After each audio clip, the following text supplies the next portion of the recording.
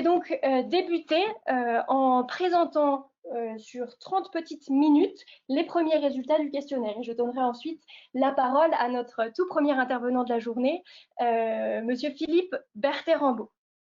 Alors, lessiguez-vous. C'est une enquête qui a été effectuée dans le cadre d'une thèse de doctorat qui a commencé le 1er octobre 2017 en vue d'une soutenance, si tout va bien, à l'automne 2020. Il s'agit d'une thèse de géographie dont la porte d'entrée est volontairement le logiciel SIG. L'objectif de cette thèse est d'étudier comment ce dernier, le logiciel SIG, met en relation des acteurs variés qui ont à échanger sur le territoire, un peu comme nous nous apprêtons à le faire d'ailleurs aujourd'hui. Alors, 3 questions majeures sous-tendent cette recherche. Quels sont les usages des outils de la géomatique et particulièrement des SIG? Alors, la question est assez générale, elle se précise avec 2 autres questions. Au sein de quel réseau d'acteurs le logiciel SIG s'inscrit-il et quels sont les pouvoirs d'action de l'utilisateur? Cette thèse, elle s'effectue dans un contexte de CIFRE, CIFRE pour Convention industrielle de formation par la recherche, et c'est un contexte qui repose sur le partenariat de 4 acteurs. Dans une CIFRE, il y a un laboratoire. Dans ce cas, c'est le laboratoire Editem qui a été aussi mentionné tout à l'heure par Alain Olivier, donc qui est un laboratoire, qui est une unité mixte de recherche de l'USMB et du CNRS. Et cette thèse, elle s'inscrit plus particulièrement dans le thème trajectoire politique en montagne, qui se penche notamment sur les capacités à gérer, la capacité des sociétés à gérer leurs connaissances, cette fameuse notion de knowledge management. Donc à gérer leurs connaissances pour l'aménagement et la pratique de leur espace. Aborder la question de la production et de la gestion des connaissances des territoires au prisme des usages de la géomatique a paru dès le départ constituer une ouverture innovante pour comprendre comment l'évolution technologique et la diversité croissante des pratiques cartographiques influencent le rapport à l'espace des utilisateurs, des politiques et plus largement des sociétés. Deuxième acteur d'une CIFRE, c'est l'entreprise, en l'occurrence l'entreprise géomatique, dont vous avez entendu 2 mots au tout début de l'introduction de la journée. C'est une entreprise donc distributrice d'outils pour la géomatique et l'édition cartographique qui existe donc depuis plus de 20 ans et qui constitue ainsi un contexte et qui a un réseau d'acteurs qui offre un contexte de recherche et une source d'information vraiment très riche pour la mise en place d'un travail d'enquête, dont je vous parlerai juste après. Et puis, 3e acteur, l'ANRT, l'Association nationale de recherche et technologie, qui contracte en fait avec l'entreprise la fameuse convention industrielle de formation par la recherche. Et puis, 4e acteur, vous l'avez non pas en face de vous, mais c'est elle qui vous parle, la doctorante, c'est moi-même, chargée de support technique de formation et recherche, de par mes missions, hein, ce qui applique une CIFRE, hein, ce sont mes missions au sein de l'entreprise, et en même temps de ça, je conduis une recherche, et donc je suis doctorante en géographie à l'université Savoie-Mont-Blanc. La méthodologie qui a été mise en place dans le contexte spécifique de cette thèse, qui m'a offert une véritable immersion en entreprise, j'ai pu conduire un véritable travail d'observation avec, par exemple, c'est un exemple, la tenue régulière d'un journal de bord, tout cela couplé à la mise en œuvre d'un total de 40 entretiens semi-directifs effectués auprès d'utilisateurs issus de différents domaines d'activité. Je n'en cite que quelques-uns, la gestion des risques, l'aménagement, la topographie, la défense, etc. On a d'ailleurs 2 de nos invités qui ont eu la gentillesse de m'accorder un entretien. Donc, on a des entretiens qui ont été conduits auprès d'utilisateurs d'outils SIG, et puis un travail d'enquête qui a également été effectué auprès de 2 éditeurs partenaires de géomatique, Avenza Systems et Blue Marble Geographics, qui vous a été présenté tout à l'heure. Tout cela dans le but de comprendre la manière dont l'outil lui-même est pensé et ainsi obtenir une vision des 2 bouts de la chaîne, je dirais. Donc, l'analyse de ces différents entretiens a permis l'élaboration d'un questionnaire qui a pour but d'interroger plus largement les utilisateurs francophones pour tenter d'obtenir un regard statistique des pratiques géomatiques. La mise en œuvre du questionnaire a fait l'objet d'un long processus de la conception qui s'est tenu de septembre 2019 à fin novembre 2019, avec notamment une phase de test avec des utilisateurs dont vous avez une petite illustration avec le tableau suivant, qui est le tableau en fait des testeurs, des bêta-testeurs, on va dire, du questionnaire, qui m'ont chacun fait un retour sur ce qu'ils pensaient des questions, de leur organisation, etc. Donc ça a été une part du travail de conception du questionnaire. Et puis l'autre phase, ça a été la diffusion du questionnaire de décembre à février 2020 jusqu'à son analyse qui est encore en cours. Ici, vous avez une petite frise qui traduit la diffusion du questionnaire, donc qui a démarré le 15 décembre 2019 pour être exact, pour se terminer dans le courant du mois de février avec vraiment très peu un taux de réponse vraiment très faible sur la fin. Un taux de réponse maximal dans la première semaine de diffusion du questionnaire, avec juste après les vacances scolaires de Noël qui n'ont pas forcément encouragé les utilisateurs à répondre. Voilà pour ça. Il y a eu également la mise en place d'un travail de communication sur ce questionnaire, avec la mise en place d'un publipostage à partir du carnet d'adresse de l'entreprise, l'affichage du lien sur les différentes vitrines de l'entreprise, également sur ses réseaux sociaux, le blog, le forum, et également la sollicitation de réseaux académiques, professionnels, parfois personnels aussi, et également la sollicitation de médias de référence du monde francophone de la géomatique. Et donc au total, cela nous fait un nombre de répondants au questionnaire qui s'élève à 352 utilisateurs, qui sont répartis en France de manière relativement homogène. On voit qu'on a une forte concentration au niveau de Paris, et j'ai pu remarquer qu'il s'agissait d'énormément de chercheurs, d'universitaires en tout cas. C'est le cas aussi au niveau de Montpellier. Voilà, alors quelques précautions, on se gardera bien sûr de tirer des conclusions trop hâtives à partir de ces données obtenues, qui sont des données issues d'un nombre de 352 réponses. Donc on sera très vigilant par rapport à tout ça. Alors, les personnes qui ont eu connaissance de l'enquête et qui ont eu la gentillesse ou surtout le courage, parce que l'enquête était longue, d'y répondre, ces personnes se souviendront certainement que le questionnaire se structurait en 4 parties principales qui portaient respectivement sur la boîte à outils de l'utilisateur et les données manipulées, sa pratique du terrain, son réseau professionnel, son profil, et il y avait une autre petite partie qui portait sur son intérêt éventuel pour une conférence qui est la journée qui se tient aujourd'hui. Le SIG était donc au centre du questionnement général de cette enquête. Comme chacun sait, le SIG il recouvre plusieurs définitions variées selon les disciplines ainsi que selon les domaines professionnels considérés. Cette diversité elle est d'ailleurs révélatrice du concept même de SIG, à savoir une véritable construction sociale. De prime abord, et cela était volontaire, le SIG est vu dans cette enquête dans sa définition la plus technique. L'entrée est logicielle, où le SIG est considéré comme un ensemble de programmes informatiques qui permettent de traiter des données localisées. Certains parlent d'ailleurs de technologie de l'information géographique, qui désignent les outils SIG, outils de traitement d'images et outils de dessin et de cartographie assistée par ordinateur, qui englobent également des outils comme les récepteurs GPS, les théodolites, etc.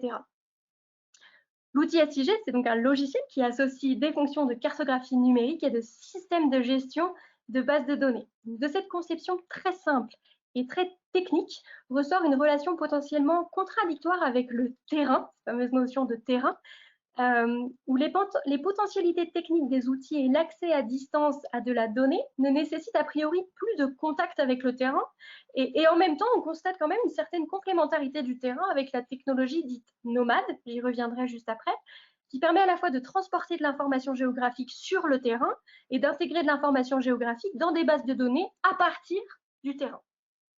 Mais attention, Cette acception technique du SIG est peut-être un petit peu réductrice parce qu'elle réduit à un système d'information un simple outil logiciel, entre guillemets.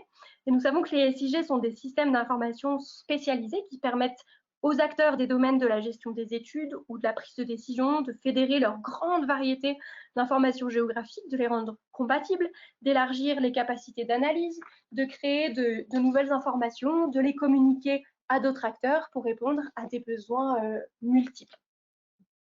Donc, la notion de SIG, elle regroupe l'ensemble logiciel matériel qui supporte l'outil, les bases de données, qui organise et représente son contenu et surtout les moyens humains qui assurent donc le fonctionnement de l'ensemble. L'efficacité des moyens humains dépend d'ailleurs du contexte organisationnel, social et financier de la structure. C'est pourquoi je vous ai remis la définition que propose Thierry Joliveau en 1994 du SIG. Alors, cette définition qui est d'ailleurs fondamentale pour plusieurs raisons, parce qu'elle rappelle tout d'abord les éléments constitutifs d'un SIG qui sont en interaction et met l'accent sur un concept qui dépasse le cadre de l'outil avec des composantes méthodologiques, économiques, humaines, institutionnelles aussi et organisationnelles. Voilà. Donc le SIG était au centre de l'enquête, vous l'aurez compris, je pense, avec, je l'ai dit, une partie consacrée à la pratique de terrain de l'utilisateur. Et c'est sur cette partie que je vais me concentrer ce matin, puisqu'elle rejoint parfaitement le thème donné à cette journée, où certes, des usages spécifiques liés à Global Mapper nous seront présentés, mais toujours avec une remise en contexte où la question du terrain est quand même extrêmement présente. Et la question qu'on pourrait se poser d'ailleurs, c'est avons-nous besoin réellement d'aller sur le terrain pour pratiquer le SIG? Alors je pense que j'ai déjà la réponse quand on lit le résumé des présentations qui nous attendent ce matin, mais c'est une question qui, je pense, reste intéressante et que s'est posée d'ailleurs Éric Langlois dans sa thèse de doctorat, sur laquelle d'ailleurs je vais m'appuyer dans le propos qui suit. Rapidement sur le profil des répondants, quelques mots rapides. Puisque le profil doit encore être étayé, plus que ça d'ailleurs, et à terme, il pourra d'ailleurs faire l'objet peut-être d'un travail comparatif avec l'enquête qui avait été effectuée par le Géoréseau, le Magis et la FIGEO en 2003 et en 2013 sur ce que deviennent les géomaticiens. Alors, on a un tiers des répondants qui sont des cadres de la fonction publique, 70% des répondants sont issus du secteur public. On a un tiers de femmes seulement qui ont répondu à l'enquête et 60% des répondants sont âgés entre 30 et 50 ans. Alors, à la question « Êtes-vous amené à vous rendre sur le terrain ?» 57% des répondants disent oui contre 43% qui disent non. Nous nous intéresserons aux justifications de ces deux catégories, les pratiquants et les non-pratiquants, en nous interrogeant plus particulièrement sur le paradoxe de distanciation et de rapprochement de l'utilisateur vis-à-vis du terrain en fonction de l'usage et de l'évolution de l'outil SIG. Le terrain, c'est un terme d'ailleurs relativement polysémique. Hein. Le terrain possède un large éventail de définitions. Dans son sens le plus commun, il s'agit d'une portion d'espace circonscrit, délimité en tout cas, au sein duquel l'expert, l'utilisateur, utilise l'outil SIG d'un point de vue technique. En d'autres termes, le terrain constitue le cadre spatial d'une étude où l'expert va réaliser des mesures et effectuer des analyses. Et ce travail de terrain, il relève souvent de la collecte de données, telles que par exemple des relevés GPS, la mise en œuvre de prélèvements, la prise de photos par drone, la mise en place d'enquêtes, des études cadastrales, des travaux sur les PLU. Je pense que Michel Laporte nous en dira 2-3 mots en fin de journée. D'ailleurs, ce qui ressort du deuxième graphique qui vient d'apparaître, c'est que 21% des personnes qui pratiquent le terrain, ils vont pour collecter de la donnée. Et à 17%, les personnes répondent qu'elles choisissent, qu'elles décident d'aller sur le terrain aussi pour prendre connaissance de la réalité du terrain. Notion à creuser. Donc, le terrain peut également être considéré au sens large, où il pourrait considérer comme le moment d'une investigation. Il n'est alors pas nécessairement délimité. Et la référence spatiale d'appropriation, on peut parler d'appropriation, de connaissance, d'enjeux, de processus. au sein desquels les utilisateurs s'engagent. Il y a un véritable engagement sur le terrain. Je pense qu'encore une fois, nos intervenants vont pouvoir nous en dire quelque chose. Où donc le terrain peut aussi devenir assez rapidement un lieu d'engagement et de mobilisation. Pour nuancer un tout petit peu le propos, on s'aperçoit que la moitié des personnes qui ont répondu à l'enquête et qui ont une activité de terrain se rendent sur ce dernier moins souvent que 2 à 3 fois par semaine. Donc ce n'est pas l'activité principale de nos utilisateurs. Mais pour la moitié, l'activité de terrain est indispensable et considérée par 20% des répondants comme une activité plutôt agréable. Dans la catégorie autre, on retrouve l'activité de terrain comme étant un ordre. C'est ce qui est ressorti, où là, il s'agit d'activités dans un domaine intéressant, dans le domaine de la défense.